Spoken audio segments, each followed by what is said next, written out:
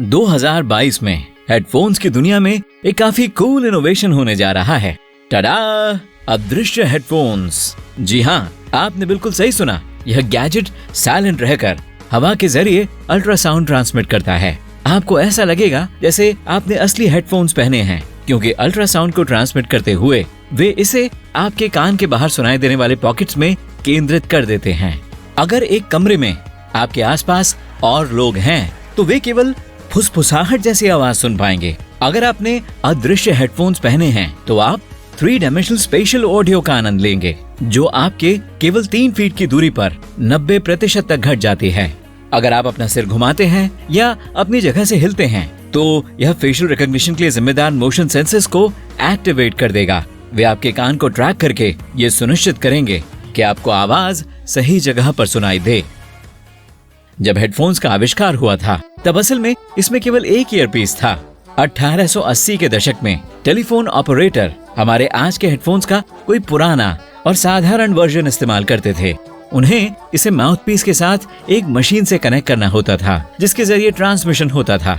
इस मशीन का वजन 3 से 5 किलो के बीच होता था और ऑपरेटर को इसे अपने कंधे पर रखना होता था। इसके आविष्कारकों ने असल में कभी हेडफोन्स को पोर्टेबल बनाने का इरादा नहीं रखा था, या कम से कम शुरू से तो नहीं। 70 के दशक में ज्यादातर लोग घर पर रिकॉर्ड सुनने के लिए हेडफोन्स का इस्तेमाल करते थे। हेडफोन्स के इतिहास में बड़ा बदलाव तब आया जब सोनी ने अपना वॉकमैन जारी किया। फिर लोग घर के बाहर भी अपने पसंदीदा गाने सुनने के लिए पोर्टेबल हेडफोन्स की इच्छा रखने लगे। अगर आपने नोटिस किया है कि एक ईयरबड दूसरे के मुकाबले ज्यादा जल्दी डिस्चार्ज होता है, तो आपको पता होना चाहिए कि आप इस समस्या को झेलने वाले अकेले व्यक्ति नहीं हैं। यह इसलिए होता है क्योंकि आपके दोनों ईयरबड्स पर समान रूप से स्ट्रॉन्ग सिग्नल्स नहीं पहुंचते।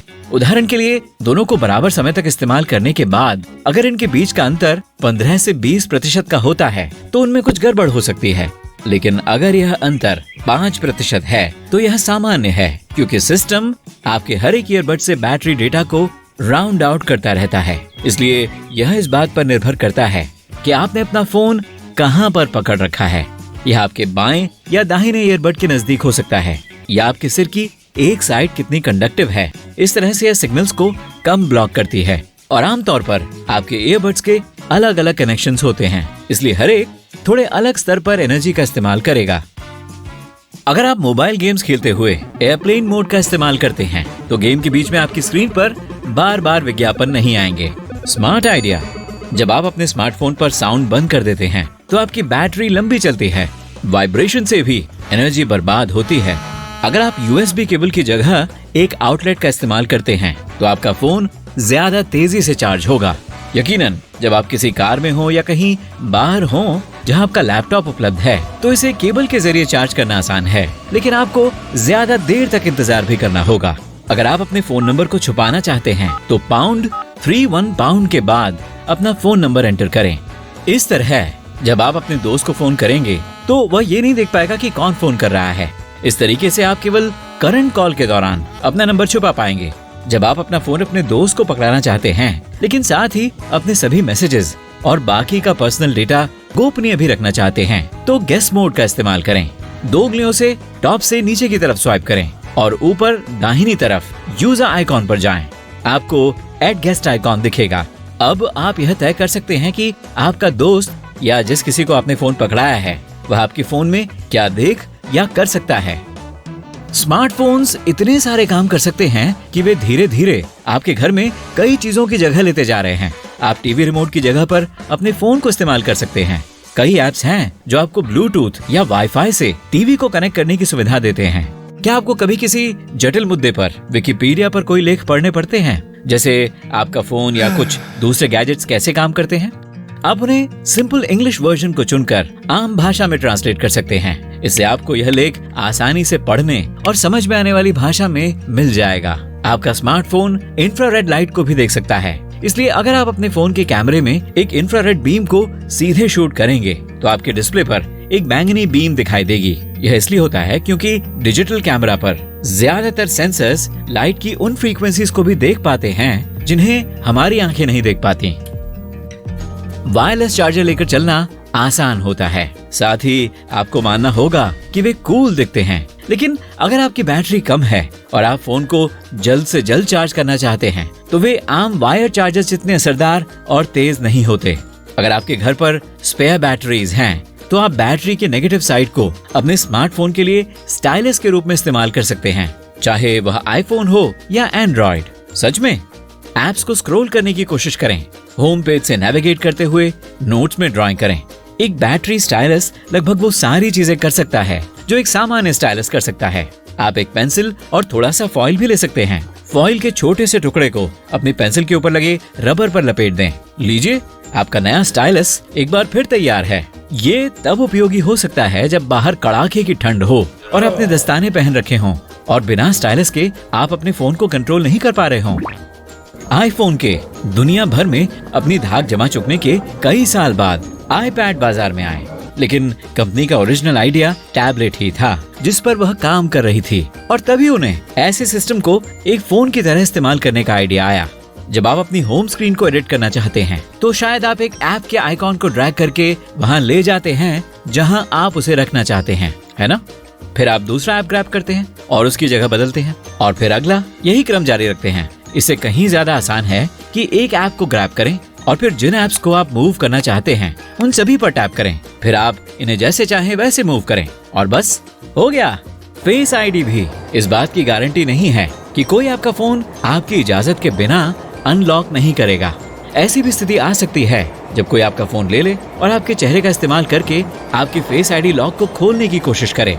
अगर ऐसा होता है तो आप बस ये कहें, ए सिरी, ये फोन किसका है? आपका फोन फौरन फ्रीज हो जाएगा और जिसके भी हाथ में आपका फोन होगा उसे इसे अनलॉक करने के लिए पासवर्ड का इस्तेमाल करना होगा। अगर आप अपने आईफोन की आवाज थोड़ी तेज करना चाहते हैं तो सेटिंग्स में म्यूजिक पर जाएं।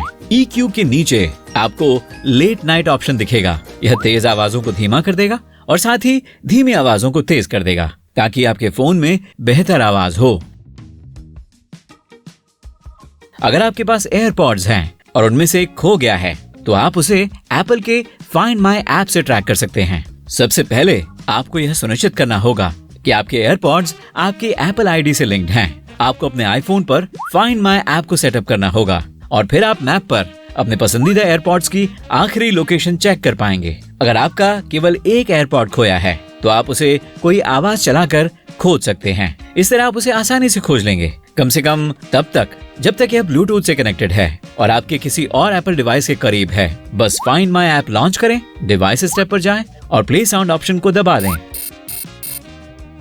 बैटरी लाइफ बचाने के लिए केवल एक बटन अंदर रखें और उन्हें समय समय पर बदलते रहें। अगर आप अपने एयरपॉड्स को ज्यादा इस्तेमाल कर रहे हैं और उनकी बैटरी अक्सर कम हो जाती है तो आप एक बड को इस्तेमाल करते हुए दूसरे को चार्ज कर सकेंगे। आप अपने एयरपॉड्स और उनके चार्जिंग केस दोनों की बैटरी के स्तर को जानने के लिए अपने आईफोन का इस्तेमाल कर सकते हैं। इसका पहला तरीका है कि आप अपने आईफोन के पास चार्जिंग केस को खोलें। इससे आपके फोन में एक पॉपअप डिस्प्ले होगा जिसमें आपको बची हुई बैटरी की जानकारी मिल जाएगी। एक दूसरा तरीका ये है कि नोटिफिकेशन सेंटर के टुडे पैनल में बैटरी विजेट को ऐड कर दें। इस विजेट में एयरपॉड्स तभी शामिल होंगे जब आप उन्हें एक्टिव तरीके से इस्तेमाल करेंगे, या आप अपनी एप्पल वॉच में बैटरी का स्तर चेक कर सकते हैं। अपने ओपन चार्जिंग केस को वॉच के पास रखें। अब कंट्रोल सेंटर खोलें और बैटरी का ऑप्शन चुनें। अब आपको अपनी वॉच, एयरपॉड्स और केस की बैटरी की जानकारी मिल जाएगी। सीरी असल में आपके लिए आपके लेटेस्ट मैसेजेस भी पढ़ सकती है। वह ऐसा आपके एयरपॉड्स के जरिए कर सकती है। आप अपने मैसेजेस का जवाब देने के लिए अपने क्विक वॉइस कमांड का इस्तेमाल कर सकते हैं। आपको ऐसा फीचर सेट करने के लिए कुछ विशेष नहीं करना होगा, लेकिन अगर आप इसे बंद करना चाहते हैं तो सेटिंग्स में जाएं, सीरी एंड सर्च पर क्लिक करें और फिर अनाउंस मैसेजेस पर क्लिक करें। मैसेजेस के अलावा सीरी आपके एयरपॉड्स के जरिए नोटिफिकेशंस भी अनाउंस कर सकती है।